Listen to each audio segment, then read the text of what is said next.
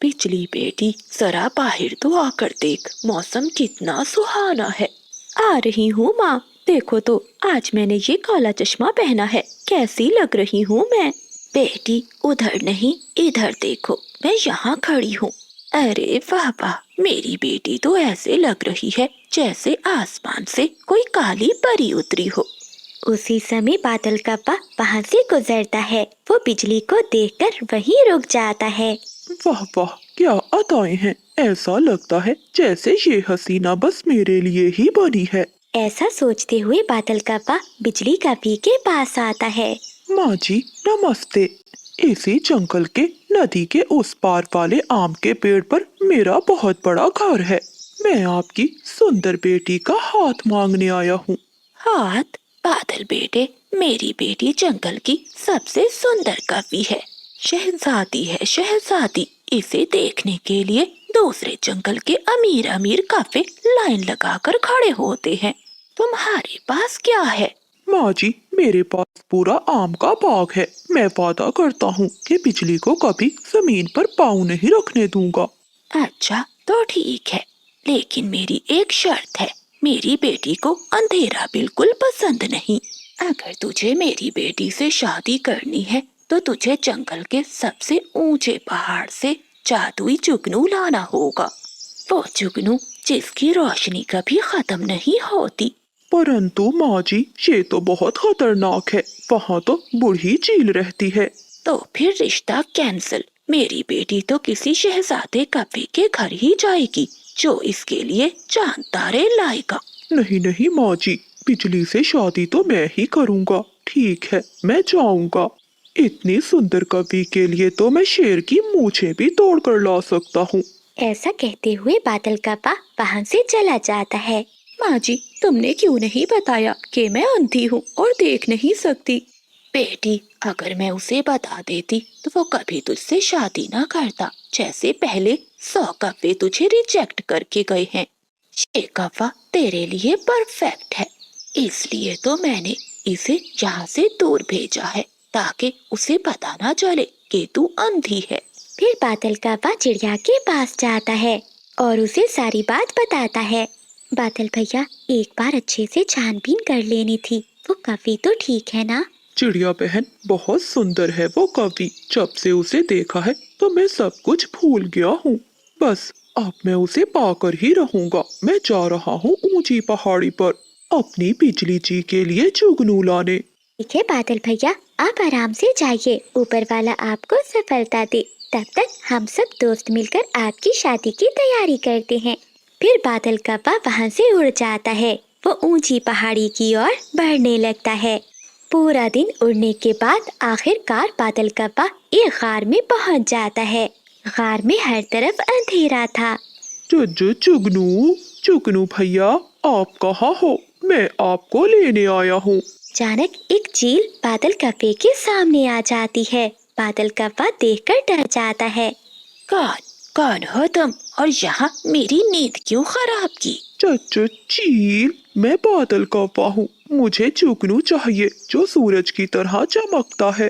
अच्छा तो तुझे जुगनू चाहिए, लेकिन उसके लिए तुझे मुझे कुछ देना होगा। मैं अब बहुत बूढ़ी हो गई हूँ, मांस नहीं खा सकती।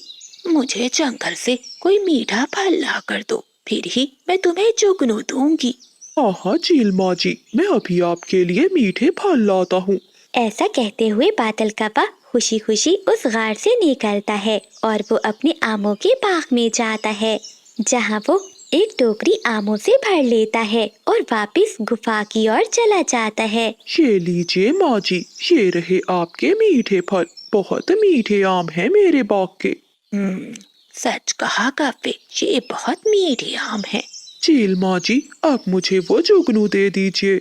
हाँ बादल, याद आया। वो जुगनू इसी गार के आखिरी कोने में एक बड़े मकड़ी के जाल में फंसा हुआ है। अगर हिम्मत है तो जाकर निकाल लो। फिर बादल कप्पा आगे बढ़ता है। वो एक बड़े मकड़ी के जाल में फंस जाता है। वो जितना निकलने की कोशिश करता है उतना ही उसमें फंस जाता है। तभी उसे सामने जुगनू नजर आता है। जुगनू, मेरे साथ चलो, मैं तुम्हें एक ऐसी शहजादी से मिलवाऊंगा जो आपको अपने सर का ताज बनाएगी। क्या ताज बनाएगी? मुझे सब पता है। वो कभी मुझे अपने घोंसले में बल्ब की तरह लटकाएगी। मैं नहीं चाहता। देखो जुगनू, अगर तुम नहीं गए तो मेरी शादी नहीं होगी और मैं कबारा ही मर जाऊंगा। क्या तुम एक आशिक का दिल तोड़ दोगे? ये सुनकर जुगनू भी रोने लगता है। कभी तुम्हारी बात सुनकर मुझे रोना आ गया। मेरी साथी जुगनू, वो मुझे छोड़कर अकेले चली गई।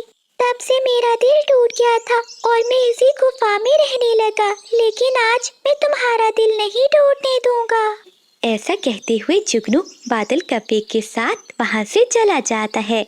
आ गया बादल बेटा, मुझे यकीन था तू ये जुगनू जरूर लाएगा। हाँ हाँ माँ जी, ये लीजिए जुगनू, और अब मुझे अपना दामाद बना ले। फिर जंगल में शादी की रौनकें शुरू हो जाती हैं। बादल कौवा सच संवर कर अपने दोस्तों के साथ बारात लेकर आता है। चिड़िया बहन, मुझे कुछ ठीक नहीं लग रहा। इस कपी ने ये काली ऐनक क्यों पहनी है? तोते भैया, बादल ने कहा था कि बिजली को रोशनी पसंद नहीं, इसलिए हो सकता है उसने ये ऐनक लगाई हो।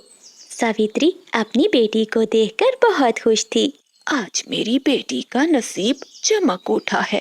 बादल और बिजली की शादी हो जाती है। तभी भूरा कौवा वहाँ आता है। ये शादी रोक दो, बिजली अंधी है।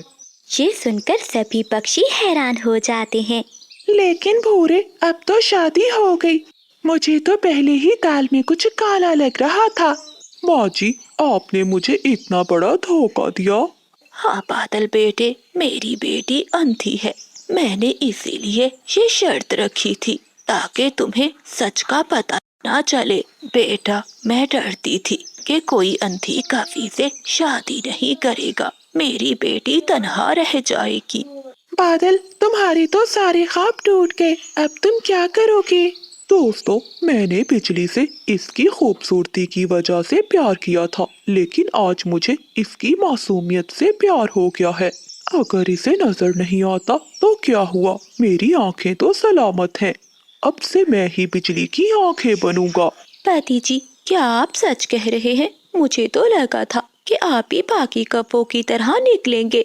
जैसे ही आपको मेरा सच मालूम होगा तो मुझे छोड़कर चले जाएंगे।